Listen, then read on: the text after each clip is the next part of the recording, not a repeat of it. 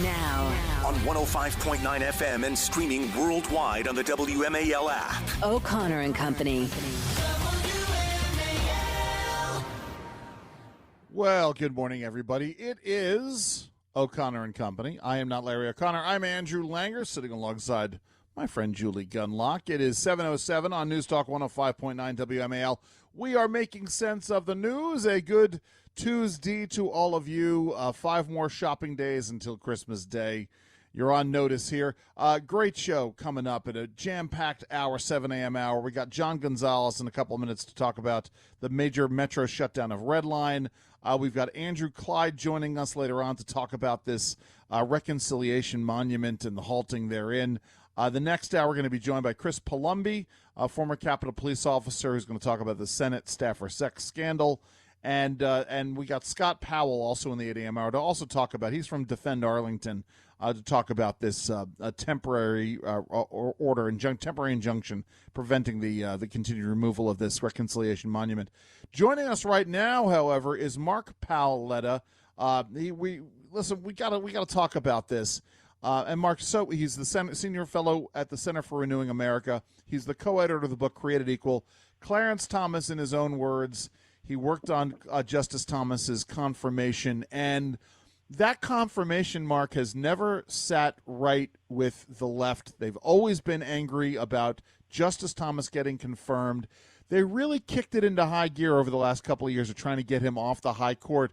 What's the latest here from ProPublica, and what's been the response?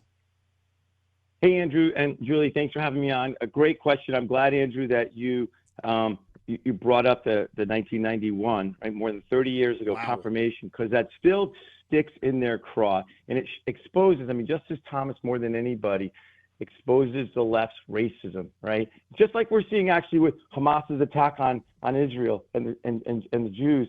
Right. It exposes their racism. It runs right below the surface. Here, it triggers the left to go after Justice Thomas. This story by ProPublica, which is a left-wing, let's be real clear. It's not a journalistic outfit. It's a left-wing website funded by left-wing billionaires who have a mission to undermine the Supreme Court. So keep that in mind when you see there's no stories on ProPublica about the Biden administration and all the criminal and unethical activity that goes on there. It's all focused on trying to take down the Supreme Court because of the justices that are there, and most importantly, Justice Thomas. I don't even know how this story got into print yesterday. I think the story is that Justice Thomas allegedly complained about his judicial pay back 30 years ago. Then people ran around trying to satisfy Justice Thomas. Then he begins to get free gifts, and then he stays on the court. And he threatens to retire. That's the other absurd thing. He threatens to retire, and then he then gets free gifts and stays on the court. It's so absurd. It's so racist. It's so offensive to me. I've known Justice Thomas since 1989. He's a dear friend. I spend an awful lot of time with him. I vacation with him. I talk with him a lot. We shoot the breeze. And guess what? I have never heard him utter a single thing about complaining about his pay. Yeah. I've never heard him threaten to retire under any circumstances. As you recall from those 1991 circus hearing, high-tech lynching, as Justice Thomas rightly called it, right? He said at the end, they took away he was 43 years old when he was confirmed. He said, they took away the first 43 years of my life. And guess what? I'm going to serve for 43 years. And you know what? If nothing else, everyone knows Justice Thomas is a man of his word, right? Sure. We're in year 32. So I say to the haters out there, you have 11 more years at least of Justice Thomas being our greatest justice, laying down this jurisprudence that is, faithful to the Constitution. So they come up with these stories. I think their left-wing funders said, hey, ProPublica writers, you need to come up with 25 stories this year on Justice Thomas. And they're getting to the end of the year. I investigated companies back.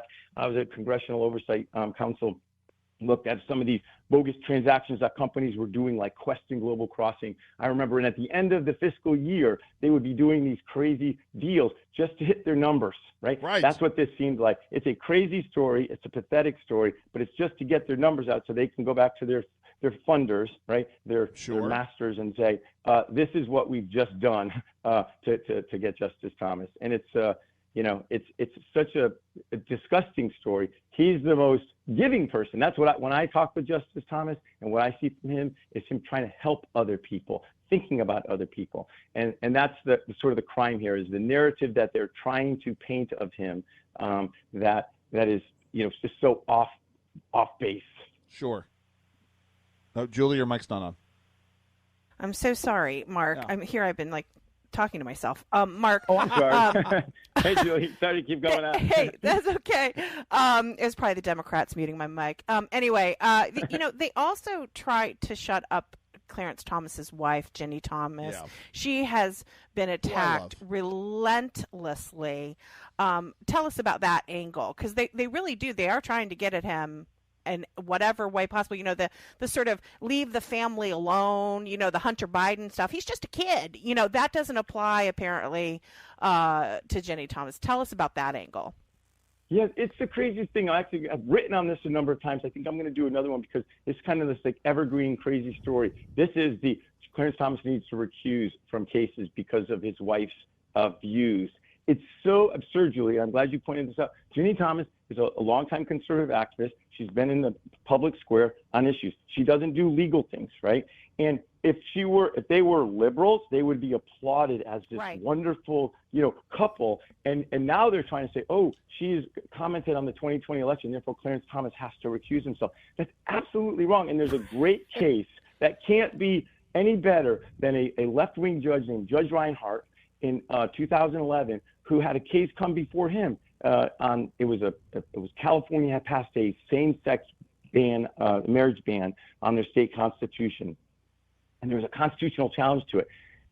The ACLU's head of it out there in California was vigorously opposed to this ban, and her group filed 2 briefs in the district court below, and that case went up to the Ninth Circuit, where it came before her husband, Stephen Reinhardt, and he didn't recuse himself. And all of these left-wing ethics professors said, you would be living in the 15th century if you thought that this judge has to recuse from this case just because of his wife's views. She is not the reservoir of his views. She has no interest. This is the other issue. Somehow Ginny Thomas has an interest in these cases because of her views. That is not the term or the legal definition of what an interest would be for recusal. Right. So it is the double standard that we live with every day. The Thomases exposes the left's kind of double standard, racism, call it what you will, misogyny, quite frankly, right? Yes. They weaponize these issues because they want to control you. If you step off the page, if you say something different, we will destroy you. And so with Ginny Thomas, Julie, you're exactly right. That's what they've been doing for 30 years, going after her and him. And you saw this particularly with, the January 6th committee, right, which dragged her in for an interview. Again, I actually represented her in that. I was glad and proud to. But at the end of the day, it was so ridiculous. The committee didn't mention her once in their 845-page report. And yet now they're coming along saying, oh, she was so involved with all of this. It's absolutely ridiculous. And there's no reason for Justice Thomas to recuse on any cases involving these matters. And so, again, they're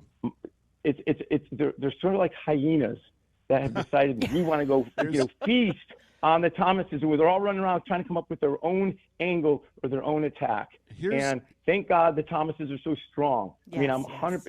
It's never fun or joyful or whatever to go through this stuff, right? But they both have their faith in each other and their friends, and they will get through this. And as I said, Justice Thomas said 43 years. Well, they're dear friends, and but again, it's I want your listeners to know that it is this attack. It's trying to either shrink the court, to try to make them just like attacks on a leader, to either recuse, right, or pack the court in the future, right? If they can, this is what they want. Right, and when you look at Mark, unfortunately, listen. Unfortunately, I hate to cut you off, man. We got to leave it there. I really appreciate you joining. Mark Paoletta, he's a senior fellow at the Center for Renewing America. He's co-editor of the book "Created Equal: Clarence Thomas in His Own Words." Thank you so very much for joining us today. Thanks, Mark. Thanks, Andrew. Thanks, Julie. WMAL. Making sense of the news. Live From the Home Paramount Pest Control Studios. Home Paramount, the leader in pest control since 1939. WMAL. Making sense of the border. Because laws either matter or they don't. Download the WMAL app to stream us for free. So I guess, I get it, picking the week between Christmas and New Year's to shut down Metro so that it's, shut down the red line so that it's ready by New Year's Eve. But the week before Christmas, that's a whole nother story entirely. John Gonzalez, who's with ABC7, he works on Metro issues. John, I mean, what kind of chaos has been levied by Metro in this decision this week? Talk about a bag of coals a week before Christmas. Good morning, Andrew. Good morning, Julie. Yeah, what a mess. What a mess. I hope you guys don't take the red line into work downtown because it is going to be a mess. It was a mess last night, the first night.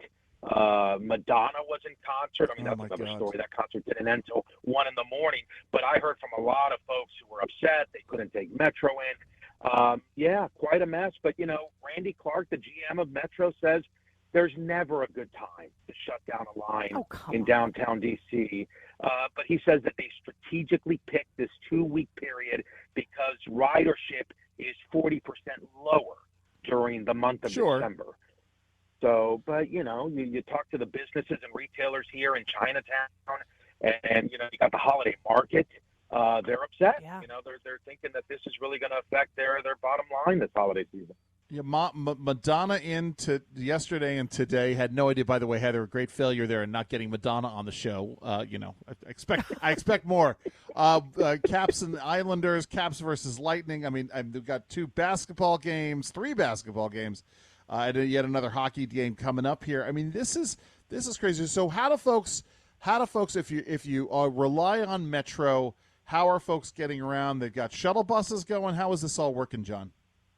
They've got the shuttle buses.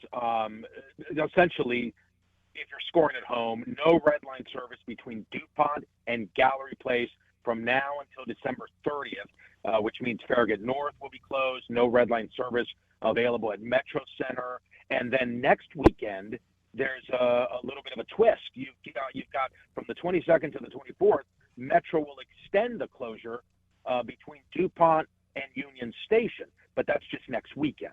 But the 13-day closure from DuPont to Gallery Place, you're going to have to use buses to get around. Ugh. It just so happens that the transit system is unveiling a 24-hour bus service this week, completely, not related to this. They're able to budget that in, and so they're saying that could help, where you've got at least one bus now running 24 hours every 20 minutes or so. So that should help a little bit. But again, right, so to avoid rush hour, go to work at midnight, go to work from midnight to 8 a.m., and you're all set. I mean, that's John, that's it. So, you're ready to go. Yeah. John, I have a question. Why is it 2 weeks? What is the reason? I mean, that's a long time. Yeah, it's a long time, and they're saying they're going to move as quickly as possible. They're talking everything from track repairs, Julie, to installing radio fiber optic cables. The big one that Randy Clark talked about was, when you've been in Metro, you see the cool ceiling with the craters, the concrete ceiling. Well, those were installed back in the 70s. And he's saying, look, we're not in a danger zone right now where things are going to start falling. But he says if we keep kicking the can, is how he put it, it could become a problem in the future. It's that modern concrete that doesn't last nearly as long as Roman concrete there. So let's talk about 2024, John, while we got you on. I mean, this is the end of 2023. This is the red line. What's anything to be expected in other things to be closed down in the new year? What do we have looking forward to down in 2024? There's already talk of doing similar work on other lines. This is Metro. You're always going to have closures. This was a transit agency that was so poorly maintained and managed for decades that now you've got these general managers coming in. You had Wiedefeld. Now you've got Randy Clark trying to play catch up, trying to, make the system what it should have been 30 years ago. Little by little. We had these major summer shutdowns a few years back, and we thought, well, that's the end of the shutdown. Well, it hasn't really proven to be the case. We're still every couple of months getting a closure here and there, unfortunately. Well, listen, John, we got to leave it there. Thank you so very much for joining us, good sir. Absolutely. Good talking to you guys. That was John Gonzalez, ABC7 journalist, and yeah, got a couple more weeks of this red line shutdown. So stay careful out there, as they used to say on Hill Street Blues. We got so much more to get to at 7:23 here on WMAL. Now on 105.9 FM and streaming worldwide on the WMAL app. O'Connor and Company. Happy Tuesday morning to one and all. So glad you can join us here on O'Connor and Company on WMAL. I'm Andrew Langer. I'm not Larry O'Connor. I'm sitting alongside Julie Gunlock. Hello, Julie. Good morning. Good morning. I'm sad I'm not going to be here for the solstice. The longest day of the year is coming up. But today is Tuesday. We have 5 shopping days until Christmas. We got a great show coming up. Next hour, we got Chris Palumbi to talk about this Capitol Police. He's a former Capitol Police officer. He's going to come on and talk about this Senate staffer sex scandal. We're also going to be joined by Scott Powell, who's going to follow on this story. He's with the Discovery Institute. He's a spokesman for Defend Arlington. To talk about the story we're about to talk about with Congressman Andrew Clyde, congressman from Georgia. There is this reconciliation monument up at our Arlington National Cemetery. And how dare there be monuments to reconciling with the Confederacy? How dare they? So the Biden administration has been working overtime to get it removed. They started the removal process over the weekend, but then there was a temporary injunction granted to halt that until a hearing can be held. As I said, joining us right now is Congressman Andrew Clyde to talk about this. Congressman, how did this injunction come about? And it's only for a couple of days, right? Well, good morning. Great to be with you on WMAL. Yes, the injunction is only for a couple of days, and I'm very, very thankful for it. Because what we're seeing in the Biden administration regarding these monuments is it's about division, divide and conquer. This monument was set in place over 100 years ago to commemorate reconciliation between North and South. And it's stunning to me that someone would want to actually remove it. In the 2021 National Defense Authorization Act, there was a requirement in there to remove monuments that honor the Confederacy. This does not fall into that requirement. This monument does not honor the Confederacy. It honors reconciliation. And so for them to do this is totally outside the scope, in my opinion, of what Congress had intended. And so as a result of realizing that they were going to do this, remember the naming commission that was put in place by the 2021 National Defense Authorization Act, it is supposed to give recommendations. Well, this is a bad recommendation. And so as a result, I got an amendment added into the House-passed Defense Appropriation Bill to defund the removal of the Reconciliation Monument. And that passed committee, and it passed the full House. So we're in the process of defunding this, and the Army needs to respect that. We're not finished with the process with the 2024 approps process yet, and they need to respect that and stop this work that they're, desecrating Arlington National Cemetery. Yeah, Representative Clyde, that is shocking, and it's also desecrating a tomb. There is someone buried. There are several people, I believe, buried, including the sculptor himself, is buried within this memorial.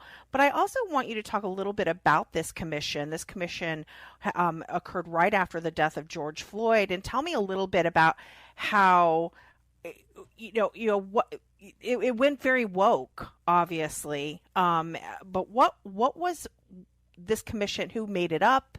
And tell me a little bit about that process. Well, it was a Democrat-controlled House that did this, okay? And this was passed in, I believe, December of 2020.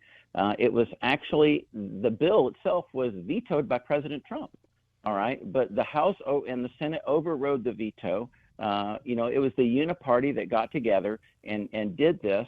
They wanted, as I said earlier, this current administration and the Democrat Congress that came before it, they want to divide our nation. Right. And as a result, they want to remove all of these monuments. And this reconciliation monument is a prime example of a monument that stands for national unity. And they want to eliminate this monument from Arlington National Cemetery. And honestly, part of the congressional requirement to the naming commission was that they not do anything that dishonors, desecrates, or disturbs grave sites. Well, simply stripping this monument, removing this monument, is doing exactly that. Right. That monument is there to honor those hundreds of graves that are around it, all right, to the reconciliation of North and South. And so by removing this monument, you are desecrating all of those graves, and you're removing the symbol of national unity here in Arlington. And it's unthinkable to do that. But yet this administration wants to do that. They have gone so woke, so left. They so want to divide. We have the divider in chief. We don't have a commander in chief. Well, we are going to continue this conversation in the next hour with Scott Powell. Congressman, listen, best of luck to you. Thank you so very much for joining us today. Well, thank you. Great to be with you on WMAL. That was Congressman Andrew Clyde. He's a Republican from Georgia to talk about this. We're gonna continue to talk about it. As I said, it is 7:43 on WMAL. It's Larry with a friendly holiday savings tip. Prices, as you know, are out of control, and I think we know who's to. Well, so we're sitting here going, hi Julie. I'm trying to wrap my head around how to talk about this. It's a basic rule of politics. Julie, you and I have both been involved in around politics for quite a long time. We've watched what's going on in the political world, and one of the things is I'm a big believer, Julie, in the judo school of politics. Never do to yourself, or never do to your opponent what your opponent can do to themselves, because invariably they will shoot themselves in the foot. They will harm themselves. It's a situation in which when your opponents make mistakes, let them make their mistakes. Let those mistakes breathe. I.e., like when you're going to run against the sitting president of the United States and the president's son defies a subpoena, let that story unfold before you start talking again and make yourself the distraction in the news cycle. And so Donald Trump over the weekend made some comments about immigrants. In fact, something? Let's quickly, Michael, let's play cut 2A here. They're poisoning the blood of our country. That's what they've done. They poison mental institutions and prisons all over the world, not just in South America, not just the 3 or 4 countries that we think about, but all over the world. So Donald Trump makes this statement about immigrants poisoning the blood of America, and of course, as you can imagine, that makes the left's heads explode. Here is cut 2B. Here is President Biden's re-election campaign. They denounced the comments, saying he's parodying Adolf Hitler. Here's what they had to say. President Biden's re-election campaign denounced the comments, saying Trump parodied Adolf Hitler. I mean, listen, I listen to this, and I am angered by the comments, and I'm angered by the comments on a whole host of levels, not the least of which I find the rhetoric to be offensive, but it's like, dude, all you have to do is not serve to polarize people and not anger, right? We know that the 2024 election is going to be razor thin as it is, even as unpopular as Biden is. It's all going to be about Trump. It's all going to be about what Trump says and what Donald Trump does, with the whole idea of making Donald Trump once again toxic to certain percentages of workers. I'm sorry, or voters. Go ahead, Julie. Yeah, look, this is breaking news, folks. Donald Trump says stupid stuff. Okay, right. Here. This is not new, okay? And yes, he goes off. He sort of goes off the teleprompter. He goes off script, and he says stupid stuff.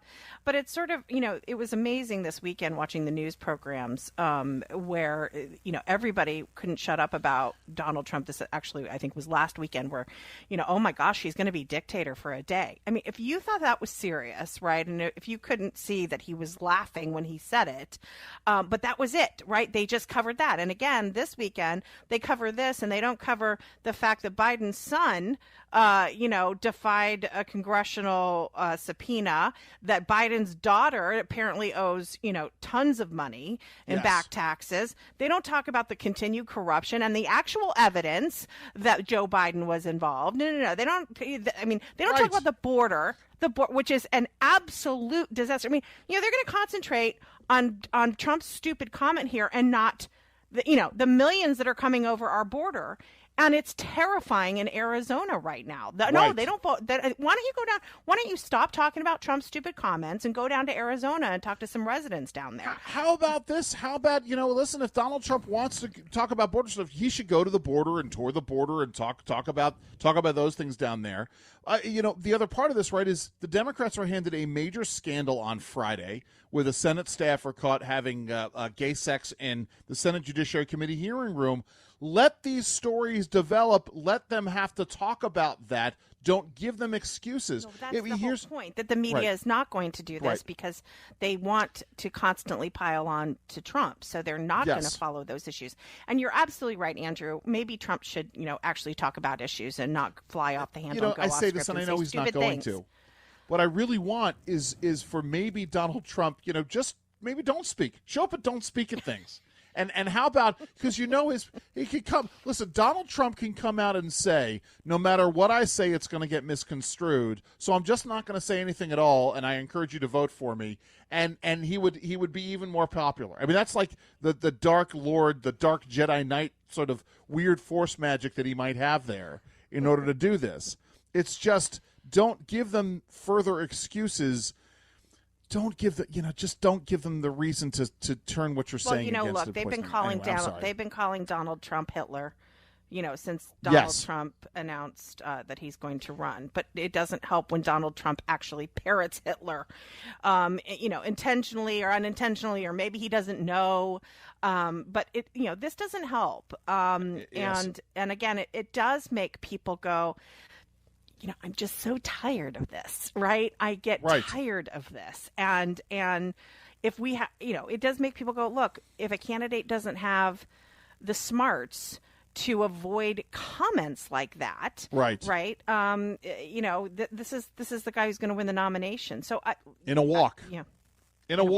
Right? I mean that's the thing. We got the primaries coming up. But again, I'm equally frustrated with the media focusing on this nonstop instead of focusing on the actual issues. Real quick, because I know we got to go to a break. The reality is, and this comes back to it, and I say this, and I'm turning my back on everything that I just said. Ignore what I just said for a second. The media wants Donald Trump. They want Donald Trump to say these things. They want Donald Trump to be the nominee. They want to run against Donald Trump because they think that they can beat him.